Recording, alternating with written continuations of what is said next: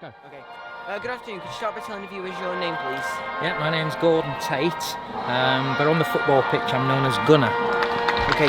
What age category are you playing in today? I'm in the England over 60s. Okay. What's your Walking Football Club name? I play for Burton Albion Walking Football Club. Okay. And what's your preferred position? I like to play up front. I'm a striker basically. So we normally play one at the front, and that's my role. Okay. First off, congratulations and celebrations on being chosen for representing your country here at the Jack Chartlon Memorial Cup. How are you finding the day so far? Yeah, it's been great. Really enjoyed it. It's my first. It's my debut for England. Just delighted to be called up into the squad. I'm representing the B team, but I'm absolutely over the moon to do that, and I've really enjoyed the day. It's been great. What's your favourite thing that you remember about Jack Chartlon? Right, okay, I've got a little story about Jack Chartlon. I grew up in Leeds, and in the 50s and 60s when Jack was just starting there, my father was a coal merchant, and Jack Charlton was one of his customers. So the players used to live round the grounds at the time. It's before they were all multi-millionaires. And let's say Jack Chartlon was one of my dad's customers, and I think he still owes him £3.17 and sixpence for some coal, going back a few years. So I'll try and collect that later. How did you first get involved in walking football? Oh right, well it was about 5 years ago. I just saw an advert in the paper said that Burton Albion was starting a walking football team. I played regular till I was about 42.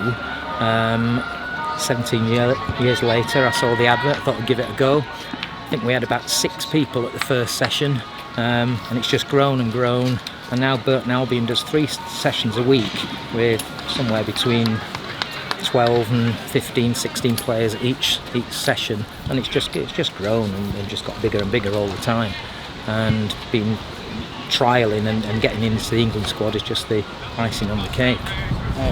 Can you tell us a little bit about your background? Were you a sporty person when you were younger, or involved in sports? Yeah. I've always liked all sports, but football's always been the main one. I'd say I've played regular since we were about the age of 9. Always in various different teams. I used to play schoolboys football for Leeds United, and then mainly sort of Sunday league football, a bit of semi-professional non-league stuff, and then I say discovered walking football, and it's been like a new lease of life. Oh, yeah. So how has the coronavirus impacted on your life, and what does it feel to be on the pitch again? Well, it's meant that we've not been able to train in the normal way, so that's been quite difficult. On a personal basis, it's actually been a little bit of a help because I've been recovering from an injury, so it's actually allowed me to rest the injury up, and I'm coming back fresh. So I've actually been okay with it, but it has been difficult in terms of getting to know the other players. We've only really had one session together before this.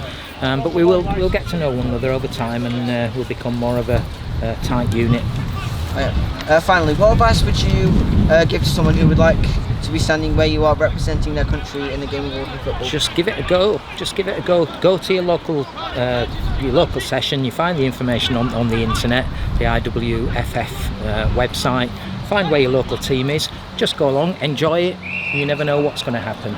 It's all levels. There's no exclusions whatsoever. Go along, have a go, and you never know where it might take you. Right, well, thanks so much for taking the time to be interviewed. As always, on behalf of the Walking Football Limited, we'd like to wish you a very happy and healthy time playing walking football. Okay, thanks very much. Thanks very much. Thank you. Cheers. Thank you very much. All right, there you go. Well Thanks done. a lot.